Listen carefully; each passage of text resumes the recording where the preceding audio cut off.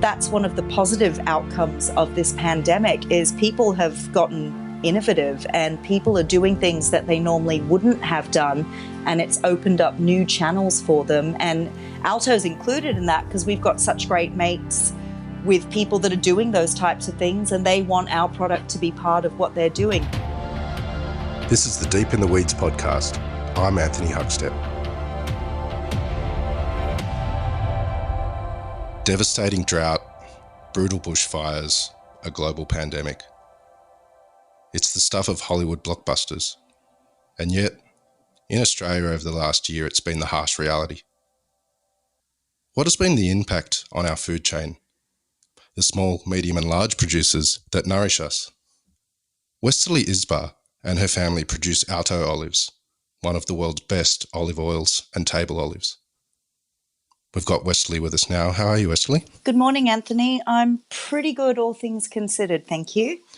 Well, that's good to hear. I want to talk about a range of issues because the pandemic is one thing, but as a producer, you've been dealing with drought and bushfires and all of these other things that have been impacting your business leading up to this. So I just wondered if you could sort of paint a picture about what it's been like being a producer for the last, 2 years in Australia. Yeah, we're kind of waiting for the next thing to hit, like an alien invasion or something. It just kind of sometimes feels like there's no let up. But in a way, I think when you are a primary producer, when you're a farmer, you are up against Mother Nature, which I'm sure, as we are all coming to know a little bit better, even people living in cities, she's a very tempestuous mistress. And living in a time of kind of noticeable climate change where the seasons seem to be shifting, we have far more extreme weather events far more often. We've been where we are, which is in the southern tablelands of New South Wales, experiencing now probably our kind of 4th year running of kind of drought. Wow. So it's just a constant is what it feels like to me, and certainly what it feels like to my father. It's kind of the extreme stuff that is really difficult. Like, when it's hot on our farm now, it's like 45 degrees for 5 days straight. When it rains, we get 100 mils in 3 hours, and it just produces these gully rakers that take out the fencing. When it's windy, it breaks the branches on our olive trees because the winds are up at around 120 kilometres an hour. So, it's kind of like you're just dealing with these constant extremes that make it really hard to kind of just produce the food that you're producing. I mean, we do olives, and olives are actually one of the probably more drought-tolerant crops that you can have growing in this country. But they're still susceptible to these really intense weather events. And that's what we've been noticing more and more over the last kind of, I don't know, maybe 5 to 6 years. Like, we've had drought before in this country, but we just feel like every season the weather events that we do experience are of a more extreme nature. Can you give us an image of, the state of the business and the farm previous to the pandemic and the impact that the droughts had on production levels, perhaps? And then let us know about how this pandemic has affected you. So prior to the pandemic, we were actually tracking really well. Our business has been in a really steady state of growth over the last kind of 5 to 6 years. And even though, we've been drought affected, as I said a little bit earlier, olive trees are extremely drought tolerant. And actually, as a crop, they don't require, especially the way that we've planted, we're not a super high density grove or a high density grove. We're a traditional olive grove. So they don't require a lot of water. There's kind of 2 crucial times of year where you need to get some moisture in the soil profile for the trees to kind of do well.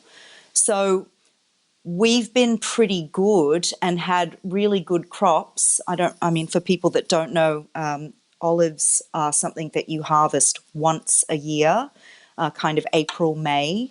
So we're just at the end of the this year's harvest right now.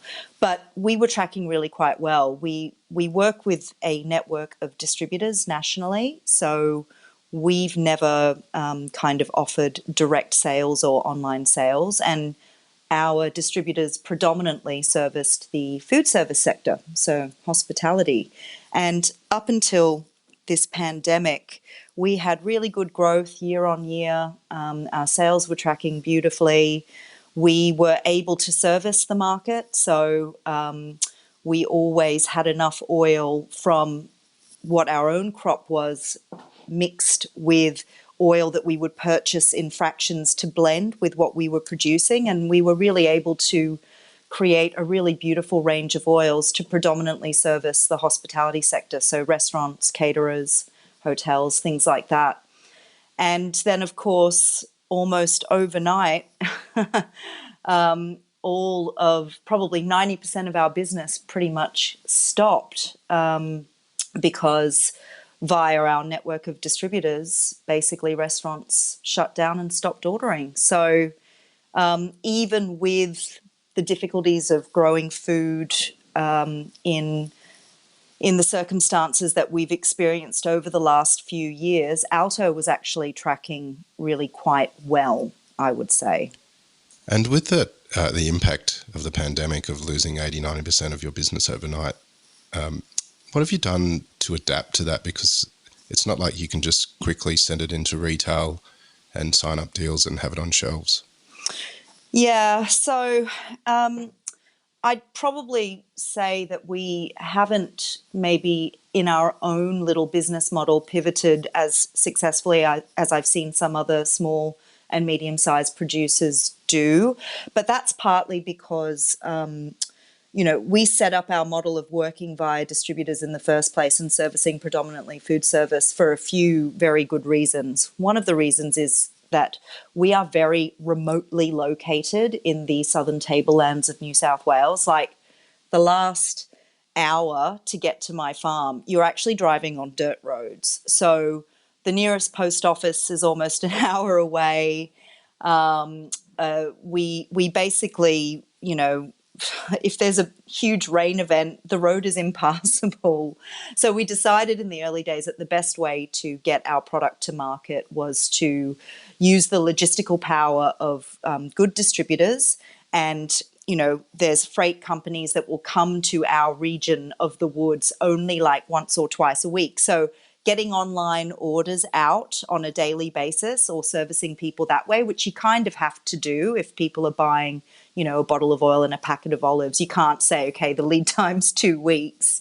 So we decided to go with the, distributor model, because the other thing is the way that we operate with particularly our extra virgin olive oil, because it's such a premium product, is we bottle to order. We keep our oils in these stainless steel tanks in temperature controlled rooms under argon, which is an inert gas, so that the oils don't oxidize. And we only bottle to order to maximize the shelf life on the product. So we don't have stock sitting around on our shelves. So what we've kind of relied on in terms of pivoting the business is, yes, we offer, servicing people online. They can send us an email, order some product, and we actually have a friend of ours who has a business in Sydney with a warehouse, and she's holding some of our stock and able to service some small orders that way. But some of our really excellent distributors have managed to pivot their businesses really successfully quite quickly in terms of servicing a retail offering of people being able to order the products that normally chefs were accessing. So, beautifully artisanal produced cheeses, charcuterie, stuff like our extra virgin olive oils and naturally brine table olives. And so we're still, quite pleased that we're working with them, because they are still ordering small amounts of product from us, because they've managed to now offer all of this stuff to the general public, not only by opening up their own warehouses, but also by, basically zhuzhing up a whole brand new website and having a retail offering for people, which includes the Alto products. So we're just doing it that way more than anything else. We've noticed a proliferation of things like hamper businesses, virtual event businesses where people order, boxes which have, for instance, like olives and all the things you need to make a really good martini. So there's been so much happening out there where people have been really innovative and adapted so quickly, and often they're coming to us to have our product as part of what they're doing. So in a way, we're just riding on the back of what other people are doing, because it's just so hard for us ourselves to transition to this whole new kind of online retail setup. And that's okay. Orders are coming in, they're smaller, but it's enough to keep us going, enough to keep us afloat on our little skeleton staff scenario, and to keep the brand, out there and keep the awareness of what it is that we do out there. Now, you said that you were riding on the back of a few businesses, which has helped get your product out to consumers. Who are the companies that you're talking about? Well, one of our main distributors into the kind of Sydney market is Two Providores, and they very quickly decided to open their warehouse to the general public and then also launch a specific retail online business. So they've got our stuff on their shelves anyway. And so people are now accessing Alto that probably wouldn't have been able to get it as easily before, because we never went after the retail market prior to this. So we're not, for instance, available in big supermarkets. Then there is, businesses like, there's this business called the Virtual Event Box, and they approached us to get some product. People offering hampers, Pecora Dairy, that's in the Southern Highlands. So they're kind of neighbours, not really, but kind of. They opened a little retail shop, and they also do home deliveries of hampers of stuff. So I think businesses that have been able to get together and offer a basket of products, are probably going to be quite successful. And it's likely to be a channel for these guys that they're going to keep servicing once things, return to some sense of normalcy and people are able to service restaurants again. I really take my hat off to all of these businesses that have been able to adapt and be flexible so quickly to open up another channel to market, which is great, because in a way, that's one of the positive outcomes of this pandemic is people have gotten innovative and people are doing things that they normally wouldn't have done, and it's opened up new channels for them. And Alto's included in that because we've got such great mates with people that are doing those types of things, and they want our product to be part of what they're doing. So we can easily service that and, get product to them for them to be able to do these kinds of things. A little earlier, you touched on some of the things involved in growing olives. Now, your dad, Robert, is the olive grower. Can you tell me the story of how he got into the industry? So my dad actually was, he had a whole different life prior to becoming an olive farmer.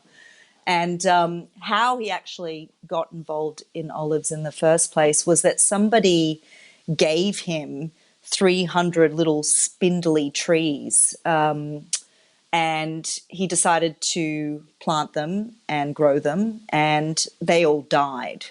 So my father's quite a curious man by nature. And because he wasn't able to make those trees work, he went and purchased another, I think it was around 1,000 trees, and planted those, and they all died. So he was totally intrigued and interested in olives after that. So he basically went off and studied them. There's a gentleman called Professor Stan Kalis that was operating out of New Norcia that my dad went and studied with. And then he tripped off to Italy and Spain and basically went and learnt the ancient art of growing olives and producing table olives and extra virgin olive oil. So our first real successful plantings that he did on our farm, which was probably in about 1999, was after he'd really gone and researched and decided that actually where our farm is, which was traditionally a merino sheep farm, because where we are is not too far from Goulburn. It's in the kind of Abercrombie wilderness, and it's real sheep country, actually, because it's very steep hills. We're at a very high elevation. Our farm is about 850 meters above sea level at its midpoint. So Dad, just because of his extremely quizzical and curious nature, was totally hooked on the idea of growing olives and ended up starting to do that the first successful plantings that didn't all die in 99.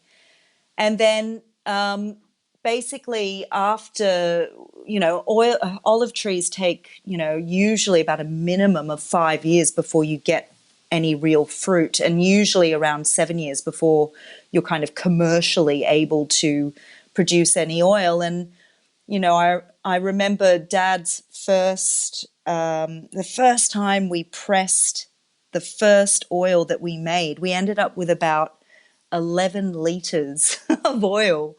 And my father put it in the middle of the dining room table at the farm and basically just wanted to look at it for a week.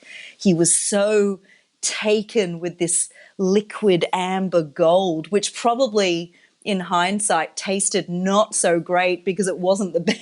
At that time we didn't, whilst he managed to keep the trees alive, he didn't actually understand the mechanics of making a very exquisite premium extra virgin olive oil at that time. But not too long after that, he started to understand, much more about how you make really high quality extra virgin olive oil, and started entering our oils into shows and winning gold medals. So at the time, it was still a hobby for him. And when we started to recognize that, our terroir and the olive varietals that he had chosen to grow, that were specifically good for our high elevation, our cold kind of climate. I mean, we're considered very cool climate where we are, even though we have 45-degree days in the middle of summer. At the moment, for instance, last night there was a -4 degrees frost. So he decided to kind of create a brand and plant more trees. So we started with 1,000, and we are currently at 20,000 trees on our farm of 15 different varietals, predominantly of European origin, that were all chosen, to be suitable to the climate, suitable to our soil, and oil yield, quality, consistency, all of that. And he's totally hooked. My father's an olive farmer now. He used to be in the leather industry, and we grew up in Asia. Like, what a weird, what a weird place to end up. After the break, Westerly gives us some amazing advice on olive oil, and also shares her hopes for restaurants in the future. The restaurants that emerge from this will be stronger for it, better for it, and will offer people, an even more exquisite dining experience.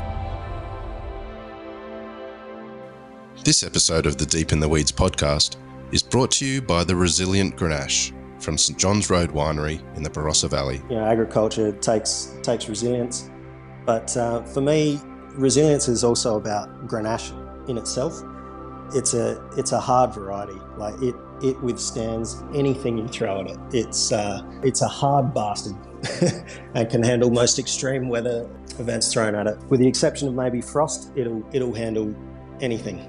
And after all the shit that's thrown at it, it still managed to produce this light, pretty, delicate style of wine. That's James Leanett, winemaker at St John's Road Winery in the Barossa Valley, who also told us about the beauty of Grenache. Yeah, I just love Grenache. It's so unique, and there's the ways in which we do it. We try and build this sort of savoury element underneath it, under that lifted bright fruits and florals. It can be quite difficult to make because it's so variable from vineyard to vineyard.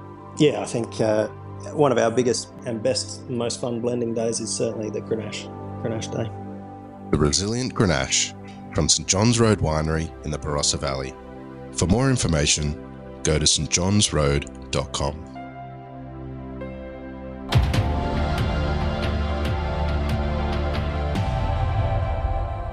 Now, you're prominent in the world of olive oil judging. What should people be looking for in quality olive oil? So, as an extra virgin olive oil judge, the main things that you're looking for, organoleptically speaking, so it's what you smell as well as what you taste on your palate, are freshness, positive fruit characteristics, a balanced level of bitterness and or pungency depending on the style of the oil. For example, is it classified as a mild oil, a medium style oil, or a robust style oil? You're looking for balance, you're looking for harmony, you're looking for deliciousness always. I mean, at the end of the day, extra virgin olive oil is a food, and we are putting it on, multitudes of things that we're eating. We're cooking things in it, we're dressing salads, we're dipping bread. So you really want it to be delicious and complex. You're looking for complexity in a really exquisite extra virgin olive oil. So you'll get different flavor characteristics and aroma characteristics coming off a really excellent oil depending on the style and the varietal and whether you harvested it early or late. The world of extra virgin olive oil from an organoleptic perspective is as interesting and complex as the world of wine. It's not as well known because obviously, unlike parts of Europe or the Mediterranean where extra virgin olive oil is part of their lifeblood, it's what sustained them for centuries. In Australia, it's fairly new, really, relatively speaking. So it's not so much a part of our vocabulary or our food kind of heritage, which, I guess in many ways everything is new in our food heritage because we're such a young country. But extra virgin olive oil and the vocabulary around it is often kind of very new to people because most people or most consumers, or even when I first started in this business, most chefs just thought an oil is an oil, extra virgin olive oil all tastes like this, but it doesn't. It's extremely variable, and there's just so many different things that come off the multitudes of excellent oils that we produce actually in this country. Australia is at the forefront of producing some of the best extra virgin olive oils in the world. I mean, how wild is that? Yeah, that's pretty amazing. But there seems to be a lot of imported olive oil on the Australian market. What makes Australian olive oil so special, and why should Australians be buying Australian olive oil? Yes, there is still a lot of imported oils out there, and I think that still goes to the idea that a lot of Australians believe that a good oil has to come from somewhere like Spain or Italy because that's, they're just not aware of the booming industry that we've got here, and that actually, oils, extra virgin olive oils, unlike something like wine, they do not age well. So one of the key things to having a really good extra virgin olive oil experience is freshness. So why should people be buying an Australian extra virgin olive oil if they live in this country and are consuming it here? Well, the first thing I would say is that it's likely to be a much fresher product, and that's such a key part of having a good extra virgin olive oil experience. The second thing I would say is that, Australia is highly innovative, and when it comes to food production, we've got a really clean, green reputation because as a general idea, extra virgin olive oil and this producers in this country really know what they're doing. So, production, it's not just about growing really good, perfect, healthy fruit. That's part of the process of making a really good extra virgin olive oil. But the other part of the process is actually the processing of that fruit. And it's imperative that you harvest your fruit quickly, that your fruit is of very good quality, and that you get it to the processing facility where you basically crush the oil out of those olives, as quick as possible. And that processing facility knows what they're doing and that they are extremely clean and that they understand that you should not overheat your oil, your olive paste when you're extracting the oil out of that paste. And, it's really about good grove management, good processing practices, and providing people with the freshest possible product. We've also got two labs here that chemically analyze all of the oils for the kind of markers that you're looking for to see if something is actually extra virgin. So the free fatty acidity, the free fatty acidity and the peroxide value. So we've got all of the ducks in a row in this country to produce really high quality extra virgin olive oils, and for them to land on supermarket shelves or into restaurants in the best possible product integrity, because they're fresh. They were made here, produced here. They haven't traveled on a container on a ship for 3 months sitting on some hot loading dock somewhere. The three enemies of extra virgin olive oil are heat, light, and air. And if you kind of cut that supply chain down and shorten it, you're likely to end up with a much better product just by the very nature of doing that. The New York International Olive Oil Competition is basically the Oscars of olive oil. Can you tell us about your successes there? Yeah, that's a really big one for us because the New York International Olive Oil Comp is basically the competition that every good extra virgin olive oil producer around the globe who's worth their salt will enter their oils into. And the reason why is because it's in New York, and they don't grow olives in New York. So, there's no kind of bias there.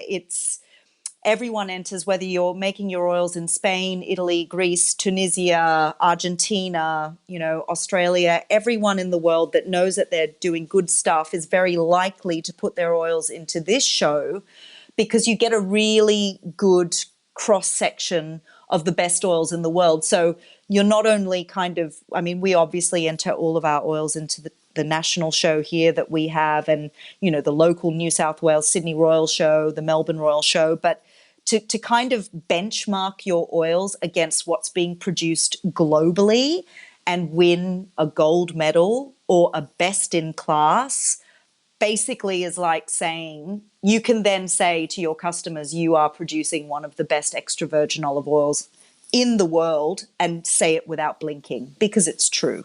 Yeah, that's pretty amazing. What do you love about what you do? Oh, Anthony, what do I love about what I do? Every single fucking thing about it.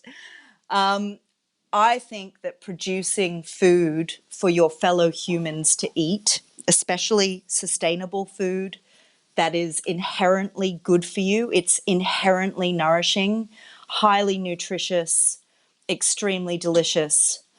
I don't think that there's anything that I can think of on this planet that's a more worthy job to have. We produce a food that is so good for people to eat, is so not damaging to the environment. They're trees, Anthony. They sequester carbon back into the soil. Walking through an olive grove, it's a beautiful thing to do. Eating extra virgin olive oil that is just chock full of antioxidants. It's a monounsaturated fat. It's good for your body. It's good for babies. It's good for old people. It's good for hair, skin. It's good for your tummy. It feeds your microbiome. I just cannot even begin to describe to people how lucky and how blessed I feel to be involved in something that I believe so strongly in with every cell in my body. I think that feeding people and growing food, good food, healthy, nutritious food, and simple stuff is actually the way forward for all of us in the future. The planet is in trouble. We know that. And I think farming is a real way to address that. people's health is in trouble. Like, we know that too. And I think what we eat is how we can address that kind of issue. So the fact that I work in a family business and we produce, to me, one of the world's greatest foods, because its history is 8,000 years old, and yet here it is in the exact same form, and we're still eating it in the same way today. It's the food of the past to me and the food of the future. And I just feel so lucky that that's what I say is my job. That's what I'm involved with every single day of my life, producing a food that does no harm and does only good. If you cut me, I bleed olive oil. Well, I promise I won't cut you, but that's impressive. Please don't. Please don't. You know, Westerly, like me, you're a really big fan of restaurants. You know, I've eaten with you in restaurants. I know how much you love them. You know, what are you missing about restaurants, and what do you think is a way forward for them? I'm missing the conviviality that you get when you have a fabulous restaurant experience.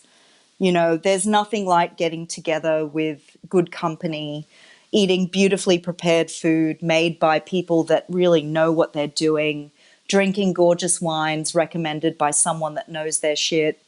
You know, having that buzz, that vibe in an excellent restaurant there's nothing that replicates it. Like, I'm so stoked that everyone's cooking at home and using really beautiful ingredients to cook at home, but nothing will replicate that wonderful buzz you get when you're having that just ultimate restaurant experience. And of course, like everybody else, I miss that.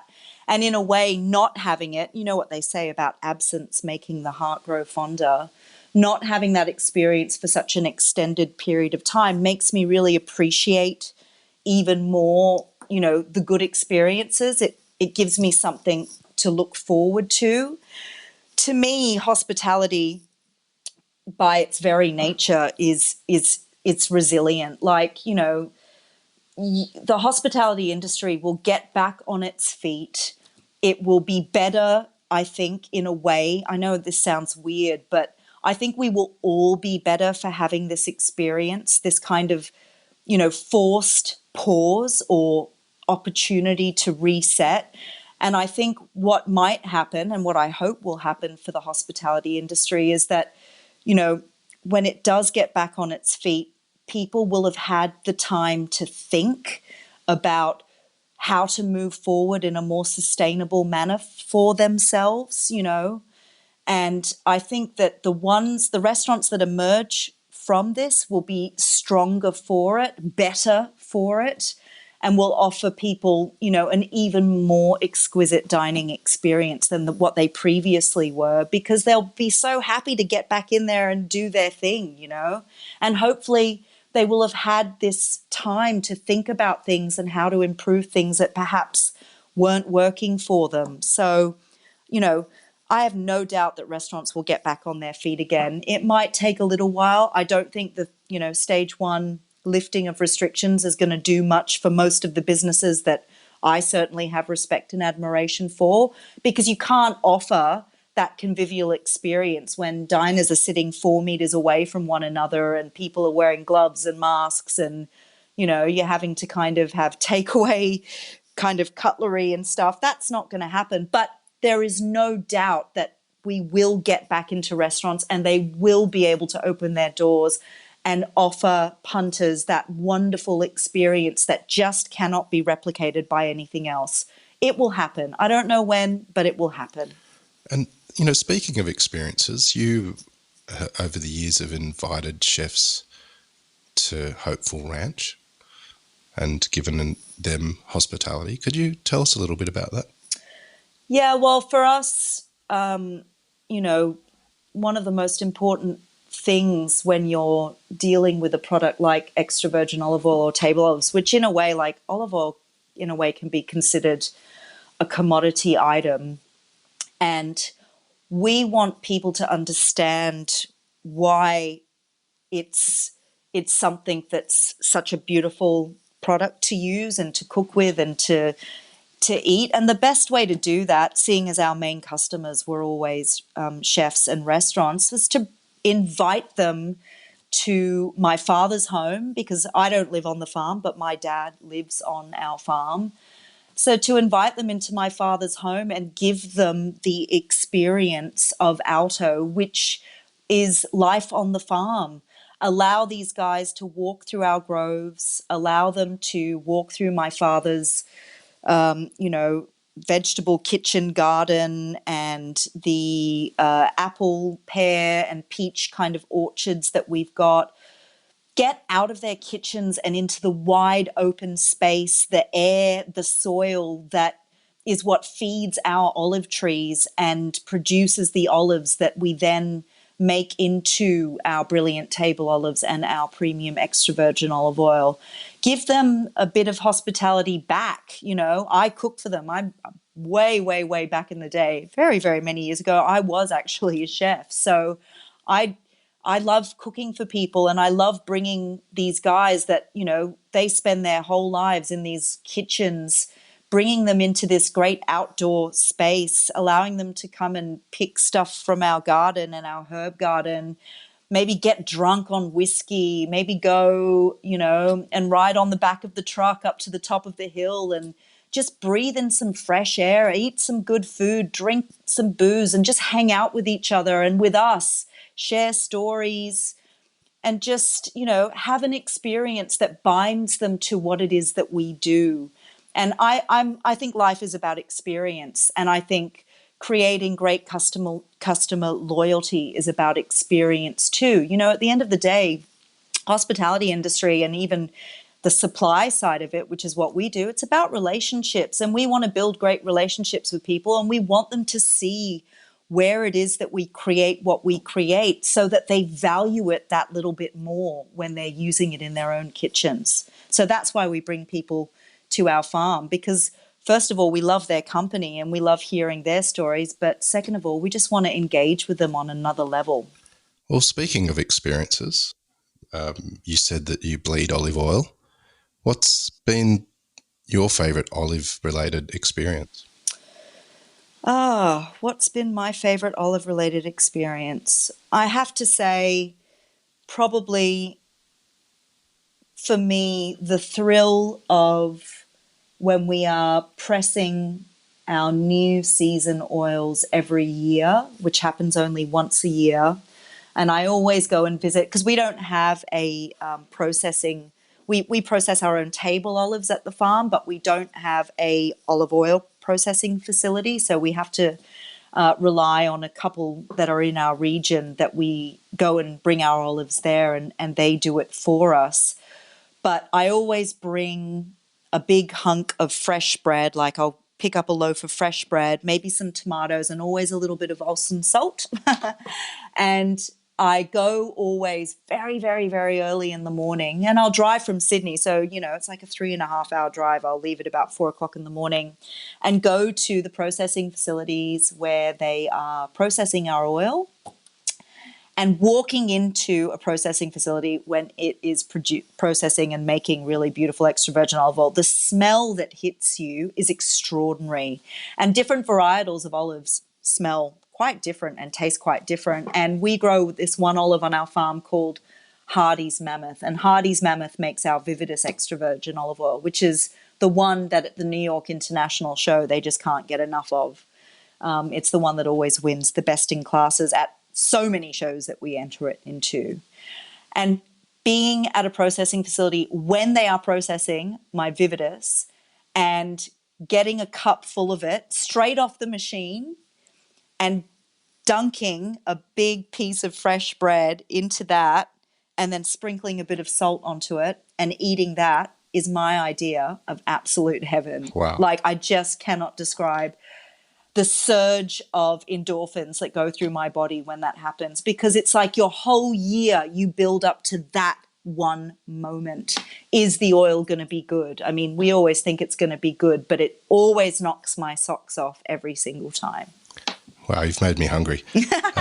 Westerly, you've been amazing. Can you keep in touch? Let us know how the year goes and how everything pans out. especially with that sort of bit of the retail side of things, changing what you do with your business. Sure. But thanks again. We've loved having you on, and talk soon. Thanks for having me. This is the Deep in the Weeds podcast. I'm Anthony Huckstep. Stay tuned as we share the stories of Australia's hospo community, suppliers and producers in search of hope during this pandemic. Special thanks to executive producer Rob Locke for making this all happen. Stay safe, isolate and be well.